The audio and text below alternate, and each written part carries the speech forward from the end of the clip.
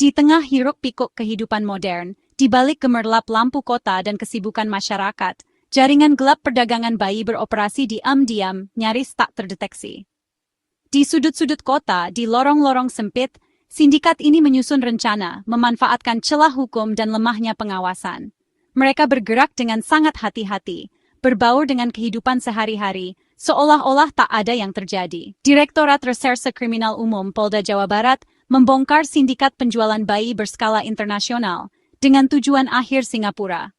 Operasi ini melibatkan kerjasama lintas negara, analisis data yang rumit, dan koordinasi dengan berbagai lembaga. Setiap petunjuk, sekecil apapun, menjadi kunci untuk mengungkap jaringan yang tersembunyi ini. Ini bukan sekadar penangkapan, tapi pembongkaran mesin kejahatan terorganisir yang menjadikan bayi sebagai komoditas. Para pelaku tak segan memanfaatkan kelemahan dan keputusasaan orang tua, menjadikan bayi-bayi tak berdosa sebagai barang dagangan. Penyelidikan panjang dan penuh risiko dilakukan. Para penyidik menelusuri jejak digital, memetakan transaksi, dan mengidentifikasi modus operandi sindikat yang rapi. Mereka harus menyamar, mengumpulkan bukti, dan menghadapi ancaman dari jaringan yang tak segan melakukan kekerasan demi melindungi bisnis gelapnya. Jaringan ini memiliki struktur jelas, membentang dari desa-desa terpencil di Indonesia hingga apartemen mewah di luar negeri. Setiap anggota memiliki peran, mulai dari perekrut, penghubung, hingga penyalur di negara tujuan. Semua bergerak dalam satu sistem yang terorganisir. Setiap bayi yang dijual adalah tragedi, harapan yang diputus paksa. Di balik setiap transaksi, ada keluarga yang hancur, ada ibu yang kehilangan anaknya, dan ada masa depan yang direnggut secara kejam. Polisi bergerak cepat, sadar setiap detik berarti nyawa. Mereka berpacu dengan waktu, berusaha mencegah bayi-bayi itu berpindah tangan dan menghilang tanpa jejak. Mereka melawan kejahatan transnasional, bukan sekadar menegakkan hukum, tapi menyelamatkan masa depan anak-anak. Setiap anak yang berhasil diselamatkan adalah kemenangan bagi kemanusiaan. Sindikat ini mengeksploitasi ibu-ibu yang terdesak ekonomi atau tekanan sosial, membujuk mereka dengan janji uang. Banyak dari mereka yang akhirnya terjebak, menyesal, dan kehilangan segalanya. Bayi-bayi itu lalu menempuh perjalanan berbahaya, identitasnya dipalsukan, masa depannya gelap. Mereka dipindahkan secara ilegal, tanpa perlindungan, dan seringkali tanpa jejak. Pengungkapan Polda Jabar ini baru permulaan membongkar gunung es perdagangan manusia. Masih banyak korban yang menanti keadilan. Dan perjuangan melawan sindikat ini harus terus berlanjut demi masa depan generasi penerus bangsa. Pada Juli 2025, sebuah titik terang baru akhirnya muncul di Pontianak, kota yang selama ini menjadi salah satu pusat aktivitas sindikat perdagangan bayi.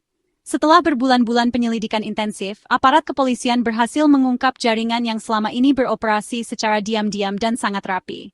Tim di Treskrimum Polda Jabar bergerak cepat dan menangkap 6 orang penting yang diduga menjadi bagian inti dari sindikat ini. TSH, DI, DA, FL, dan ML. Mereka memiliki peran vital sebagai pengasuh dan orang tua palsu, yang bertugas mengurus dokumen dan mengelabui pihak berwenang agar proses adopsi ilegal berjalan mulus. 4 wanita langsung diamankan dan ditahan di Bandung untuk pemeriksaan lebih lanjut.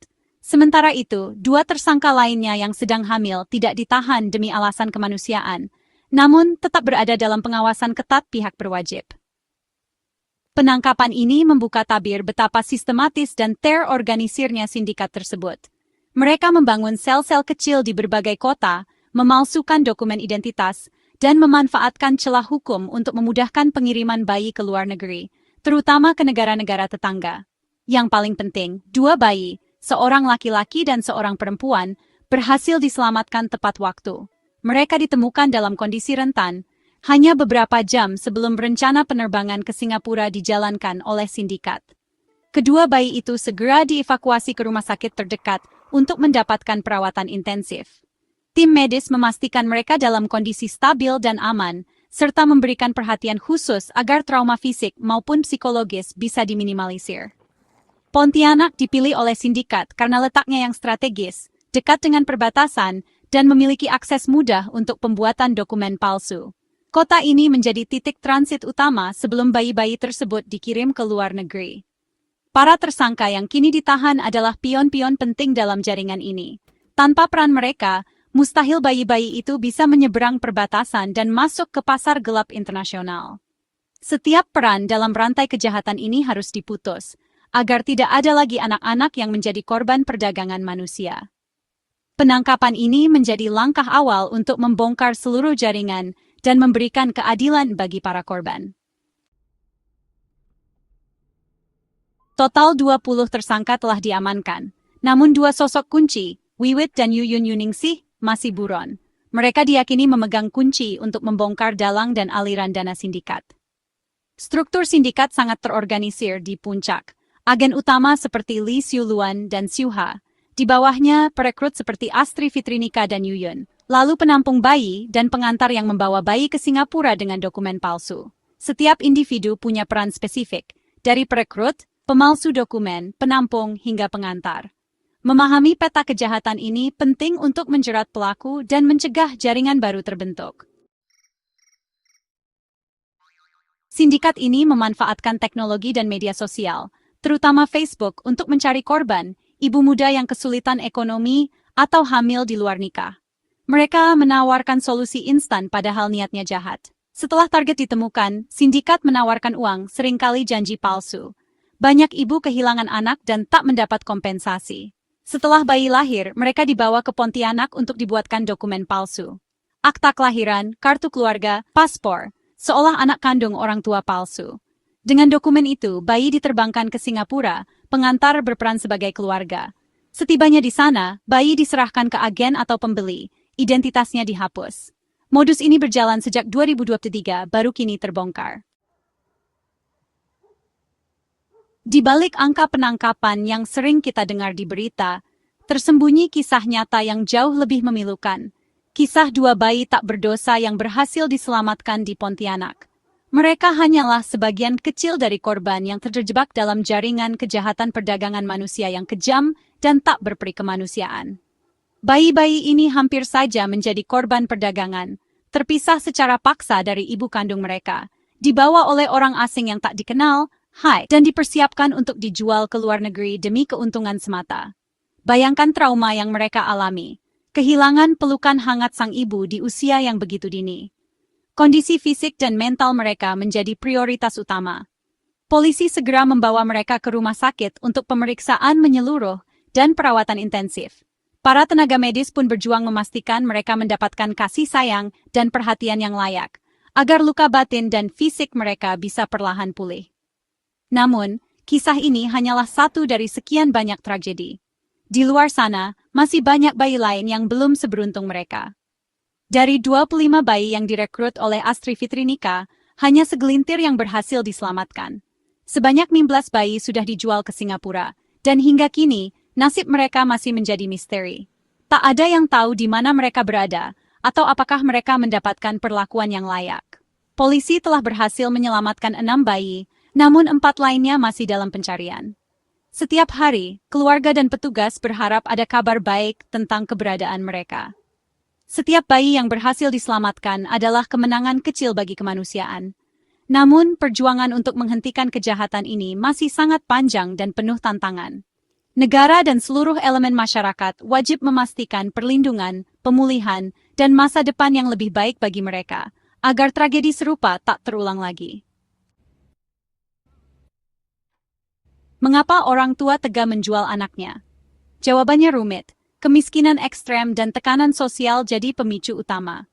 Tawaran uang dari sindikat tampak seperti jalan keluar, terutama bagi yang terjerat utang atau tanpa pekerjaan. Sebagian orang tua berhanaknya mendapat hidup lebih baik, meski itu rasionalisasi dari keputusasaan. Lemahnya jaring pengaman sosial membuat mereka rentan dieksploitasi. Stigma sosial, terutama bagi ibu hamil di luar nikah, juga mendorong keputusan tragis ini. Sindikat memanfaatkan situasi, menawarkan jalan keluar yang justru menjerumuskan. Komnas PA mencatat tren perdagangan anak meningkat, mayoritas pelaku pasangan muda yang belum matang secara ekonomi dan psikologis.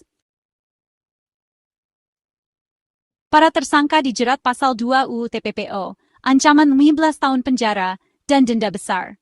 Ini menunjukkan keseriusan negara menindak perdagangan manusia. Tantangan terbesar, korban sudah dibawa ke luar negeri, terutama Singapura. Polda Jabar bekerja sama dengan Interpol untuk melacak 19 bayi yang sudah dijual. Prosesnya rumit dan lintas negara.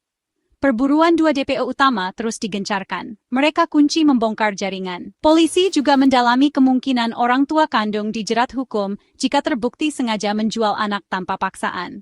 Keadilan harus ditegakkan menyeluruh, menyentuh semua pihak dalam rantai kejahatan ini. Kasus ini alarm keras bagi negara. Penindakan hukum penting, tapi akar masalahnya adalah lemahnya perlindungan sosial bagi perempuan dan anak. Anggota DPR Neti Prasetyani Aher mendesak pemerintah menyediakan rumah aman bagi perempuan hamil dalam situasi sulit, lengkap dengan konseling, pendampingan hukum, dan pelatihan ekonomi. Negara harus proaktif mendata dan memantau perempuan hamil berisiko, bekerja sama dengan bidan, puskesmas, dan tokoh masyarakat. Proses adopsi legal harus disosialisasikan. Adopsi ilegal diberi sanksi tegas. Pemberdayaan perempuan dan perlindungan anak harus jadi prioritas pembangunan, memperkuat ketahanan keluarga dan menutup celah bagi sindikat. Terbongkarnya sindikat ini adalah kemenangan hukum, tapi juga cermin duka kemanusiaan. Perdagangan anak adalah perbudakan modern, merampas hak dasar anak.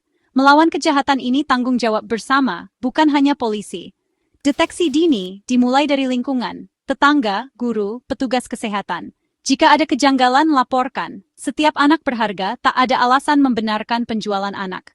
Kita harus membangun masyarakat yang merangkul korban, bukan hanya menghukum pelaku. Perang melawan perdagangan anak adalah perang menjaga nurani bangsa. Mari jadikan kasus ini momentum memperkuat komitmen melindungi anak Indonesia demi masa depan bangsa.